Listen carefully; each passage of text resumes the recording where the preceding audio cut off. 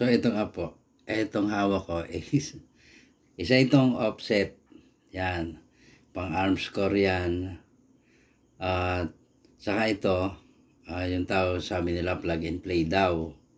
Pero kung sa akin, bakit mo pa gagawin plug and play? Di ang haba-haba nun, tapos ang bigat nung dulo. Kasi kung ilalagay mo sa dulo, oo nga, at ikakabit mo na lang, wala ka na ibang gagawin. Regulator at saka tank na lang. Kaya lang, parang sabi ko nga doon, meron mo nagtanong sa akin, sabi ko, parang panungkit ng mangga. Hindi po, yun na biro lang. Ang kasi dyan, sinasabi ko lang dyan, ang bigat ng dulo nun, tapos hindi ka makapaglagay ng tank na mahaba kasi nga, lalo hahaba, mas mahaba na sa barrel siguro. Kasi may regulator pa yan Pag naglagay ka ng ang mas maganda niyan kasi, kalasin na lang yung ibabaw at saka yung sa baba. Tanggalin yung dulo, putulin, yung plenum, putulin. Tapos patreadan nyo yung kasya din to. Kung ano yung thread ng dulo, yung sa dulo na pinaglalagyan nito, yung ng quick peel, nung kanyang peeling bulb. Yan, ganyan. Parang gagawa ka, pag pinutol yan, let's say putulin ng isang dangkal, no? Kalimitan kasi, isang dangkal o wala pa, yung pinuputol. So, malaking bagay yon. Matitira mo doon mga 2 to 3 inches na plenum. Yan, ang maganda doon, since madaling i-thread yung plenum, madaling i-thread yan. Pag pinutol mo yan, di wala ng thread. Ang thread din nasa dulo. Ipapakopya na lang yan. Ilagay naman dito sa Tapos, ganito yung gamitin. Yung lock ng inyong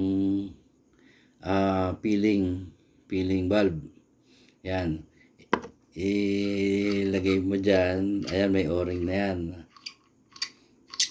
Ayan. Ang haba. Kita nyo haba ng thread, no? Yan. Tapos medyo magaspang ang thread niyan para matibay. Tapos yan, may o-ring yan dyan. Yan. Ilalagay natin yan dyan. Ayun, gano'n. Yan. Tapos, yan, ito. Masusunod nyo yung tamang forma ng Hindi mahirap yan kasi, ganyan. Ang gagawin nyo lang, ayan, sagad niya, wala halos. Tapos, isusuksok lang to. Ito yung gauge niya na nandito na madali makita. Pangkanan po ito. Pag kaliwete ka, nasa kabila yung gauge. So, ayan. Ganun lang yan. Pag nagawa ng thread yun, isusuot lang dyan. Kaya ko tinanggal to, para isusukat yan kapag habang ginagawa ng thread ng tornero, yung inyong arms core. Yung tubo. Tatanggalin nyo lang naman yung ibabaw nun Tapos, papasakan nyo ng basahan. Papasakan nyo ng tela. Yung butas. Kasi, habang pag pinutol yan, bago putulin, pasukan nyo na ng tela yon. So, sundutin nyo papasok. Para, pag hinila nyo yung tela na ganon, lahat yung dumi na papasok doon, daladala nun. Tapos, konting linis na lang. Kasi, kakalang yan sa bulb. Doon sa may firing pin. Ihigupin yan doon Kaya kailangan linisin mo rin yun. So yung basahan, protection na yun. Para talaga walang papasok. Ngayon kung may matira sa kanya pagbunot mo, may matirang konting parang alikabok na lang yan. Yan. Ayan. Habang tinetread yung iyong yung plenum, yung pinutol, no? Ito ngayon ipansusukat. Kapag yan ay pit na, mahaba rin ang thread niyan hanggang dito. Nasa 10 mm yung may thread niya. Parang ganito rin kahaba. Ayan, ganyan din kahaba yung thread nun. So, ganyan din kahaba ang gagawin. Tapos, saka mo yan i-assemble dyan. At, ikikinisin mong maigi yung dadaanan nito kasi may dalawang o-ring yan. Ayan. Pwede mo pa itong higpitan ng wrench kasi hindi mo na naman yan gagalawin after. Ayan. Yung konting-konti lang ang clearance nito na gano'n. Lulubog pa yan. Papasok pa yung o-ring yan doon sa loob. Pasok maigi. Kaya Pwede mo tong gamitan ng gato, or kung wala kang gato, vice grip. Lalagyan mo lang siya ng sapin na mas maganda kung goma. Ayan, or tela. Or plywood. Para hindi naman mabangas yung lalagyan ng ano. Tapos yan. Pihitin mo ganon, higpit pa yan. Tapos ngayon, saka mo ipapasok yan doon sa tube. Yan, tapos ito yung panghigpit niya. So, nakakabit na siya. Meron ka ng upgraded na PCP. So, ayan, abangan nyo. At dahil ito ay na-retrieve ko lang doon sa kagat na kagat yung o-ring. Dahil yan ay titestingin ko muna bago mag-Sabado. Titestingin ko yan. Lalagyan ko yan ng takip dito, or yung tubo ng yung plenum na pinagputulan ko dyan, ikakabit ko dito, may takip yung dulo. Lalagyan ko ng hangin to para siguradong pagdating doon sa kung sino man ang makakuha nito, pagdating sa inyo, sure na, na lang yan, sure na walang singaw. Kaya kung paano mo tatanggalin to, kasi tatanggalin mo ulit yan para masukatan nga ito at mai-thread. Ngayon, kung talagang hindi ka magti-thread, pag pinutol mo yon, ayan, pwede nang isok-sok ito. Pwede kang maglagay ng pin. Yan.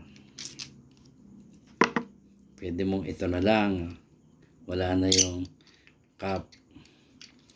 Ayan. Kagaya ng ginagawa natin, pwede mo siyang iskruhan. Yan. So, yun. Ikpitan mo na lang yan maigi. Pag ipinasok mo yung tube dyan, pwede mo siyang butasan dito, 4. Tapos, tatagos yan dyan, lulubog yan dyan. Pwede kang magpalubog dyan ng 5mm hanggang, yung 5mm, ganyan kalalim. Palubogin mo dyan, tapos thread. Thread din dun sa tubo. Pasasamahin mo na i-thread, tapos bunot ulit. Kikinisin din yung tube. Tapos, pag malinis na, makinis na, saka lagyan na ng o-ring. Sabagay ito may kasamang o-ring, tatanggalin mo lang habang ginagawa yon. O pagpasok na yan dyan, saka mo na ngayon screw, pwede mo nang hanginan. So meron ka ng PCP. Pero advice ko para mas madali, yan sigurado, ito, patetredan yung ng arm score. Patitridan yung tube na pinutol para ito na yung maglalak sa kanya. Madaling kalasin din. Sabagay, ganun din naman, madaling kalasin din kung pin ang style ng paglagay mo ng ng screw na alin. Kaya lang bibili ka pa nun. So ito ay yun na yung magiging maghahawak sa kanya. Kapag yan ay nandyan, kung magme-maintain ka nito, pwede mo siyang bunutin. Kahit ito ay nakakabit na ganon, pwede mo siyang tanggalin na ganon. Yun lang, siya lang ang tatanggalin. Yan. So ito lang yung tatanggalin mo habang nakakabit yan doon sa tube. Yan. Let's say magpapalit ka ng o-ring, o pwede ka na magpalit dito. Ayan. Kung dito naman yung papalitan mo, di bunutin mo na ng diretso. Kasi yan, pag ito lang naman yung tatanggalin mo Basta walang hangin yan, maluwag yan tanggalin. Ang gagawin mo lang dyan, kailangan lang maganda yung pagkaka-thread, sakto. Hindi mo nagagamitan ng wrench yan. Ganun na lang. Hihigpitan mo na lang ganun. Para hakab na hakab siya, lapat na lapat siya. Ito naman, kapag hinigpitan mo siya ng let's say yun nga, yung vice grip, luwagan mo rin ulit, tapos higpit ulit ng vice grip. Para pagdating ng nag-sit na maigi yung thread niya, nakakapag-adjust ka na. Yung narating niya na adjust, niluwagan mo ulit.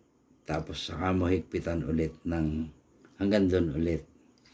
Ayan, kaya nga ito may kaunting siya, play na ganon. Kasi, ano lang natin ang kamay na gano'n. Ngayon, pagka konting pihit mo pa dyan, yun sagad na. So, ayun. Ayan, maluwag lang kalasin.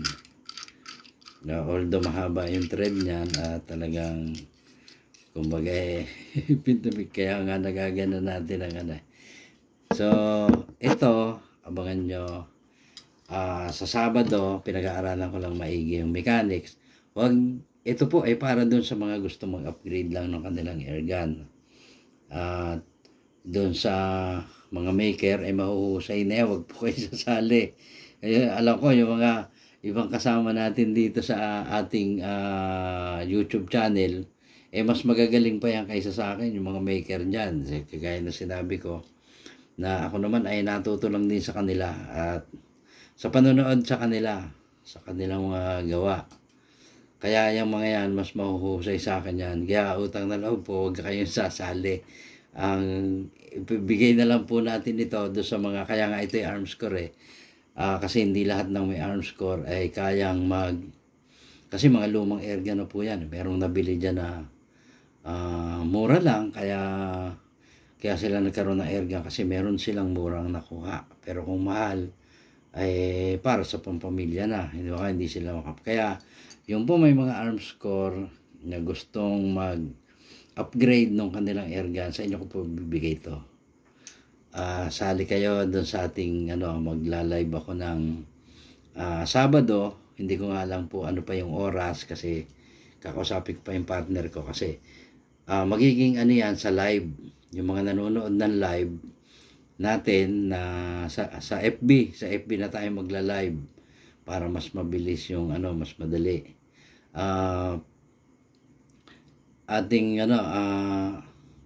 Doon kayo lilista namin, may tagalista ko dyan, lilista na, tapos bubunutin natin doon. Ang hinihiling ko lang dapat lahat, yung may mga arms core lang na gustong mag-upgrade, ibigay na po natin yun sa kanila, yung pagkakataon na makuha to.